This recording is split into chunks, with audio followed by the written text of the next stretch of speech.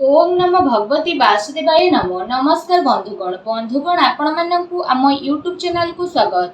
बंधुगण एबे आपण होई जांतु रेडी कारण देवक देव महादेव स्वयं भोलेनाथक आशीर्वाद रु एबे जदि आमे आपण मानकु कहिबु विशेष भावरे 17 दिन रे बहुत बड़ खुशी खबर मिलबाकू जाउची। भगवान भोलेनाथक आशीर्वाद रु 17 दिन रे जदि विशेष भाव में कहवा अमृत सिद्धि जोग बनुची एवं बहुत ही बड़ बड़ जोग बनुची जहाद्वारा ए 17 दिन आपण बहुत ही भल रहिबो।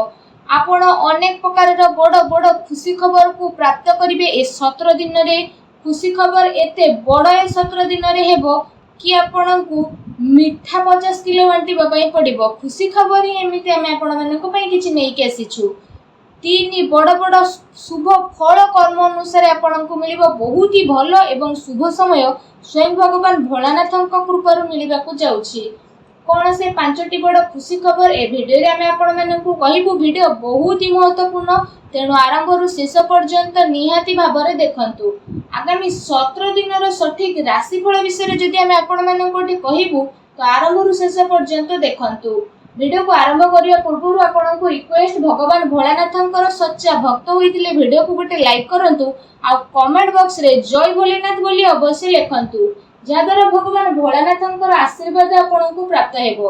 तो आसंतु जानिबा किपरि रहिबो देवकी देव महादेवक आशीर्वाद रु आपणक पई विशेष भाबरे आगामी 17 दिन रो स्थिति। जदि 17 दिन रो स्थिति विषय आमे आपण को कहिबू तो ए समय रे आपण भावनात्मक रूप से सशक्त रहिबे। ज्ञानबोधक तथा रुचक कार्य रे आपण टाइम को स्पेंड करिवे। परिवार सहित धार्मिक स्थल को जीवार प्रोग्राम मध्य बनी पारे। आपणकर व्यक्तित्व रे सकारात्मक रूप से परिवर्तन को मध्य अनुभव करिवे।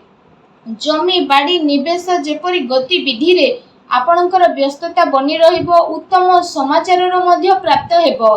आपणकर प्रत्येक कार्य रे रुचि नहीं कि निजर क्षमता अनुसार कार्य को करिवे। ता सहित संपूर्ण भाव में जदि कहिबा ए समय आपणक पई बहुत ही उत्तम रहिबो। ए समय रे आपण निजे निजको मानसिक रूप से मजबूत मध्य करि पारिबे। आपणकर निजर व्यक्तित्व को निखेरिबार विशेष ध्यान मध्य आपणकर रहिबो।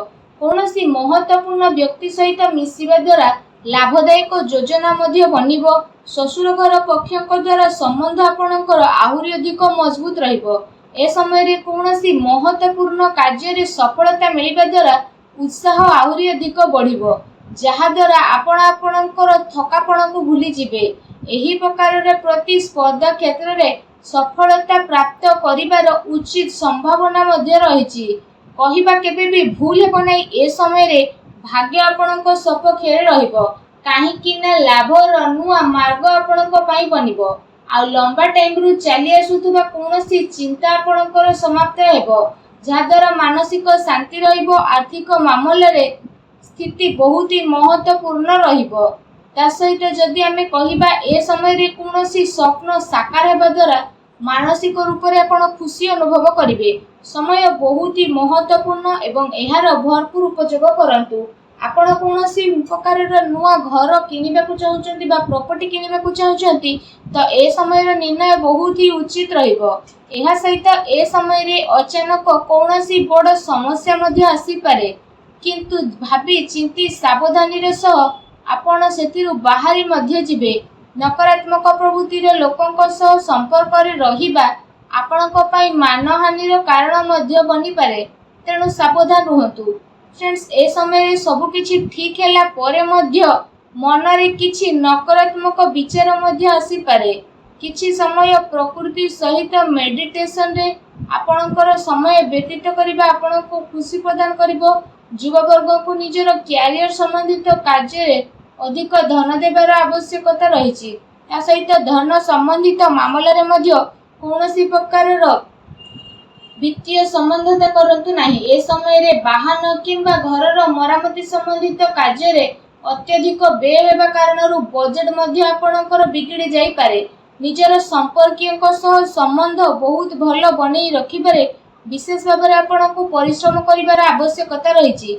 ए समय रे कैरियर आ व्यक्तिगत काम रे आपण निजर ଅଧିକାରକୁ ଆଗକୁ ବଢ଼ିବାକୁ ଦିଅନ୍ତୁ ନାହିଁ।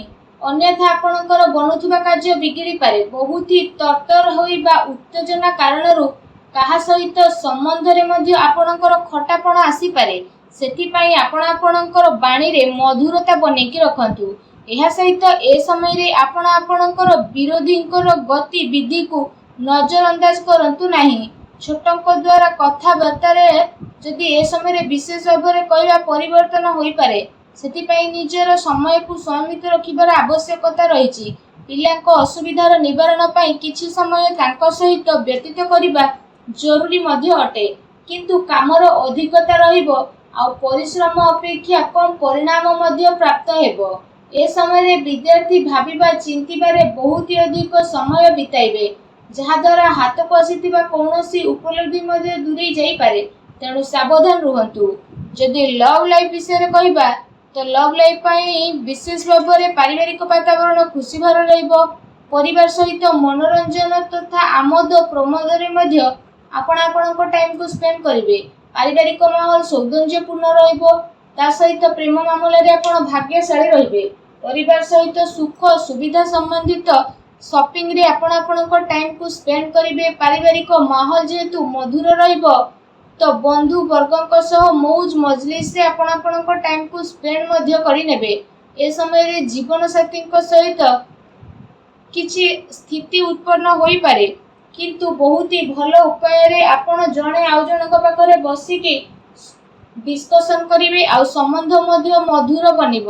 ସମ୍ପୂର୍ଣ୍ଣ ଭାବରେ ଯଦି କହିବା ପତି ପତ୍ନୀଙ୍କ ଆପୋଷିକ ସାମଞ୍ଜସ୍ୟ ଭଲ ରହିବ। ଘରର ମାହୋଲ ମଧ୍ୟ ଅନୁଶାସିତ ତଥା ମର୍ଯ୍ୟାଦାପୂର୍ଣ୍ଣ ରହିବ।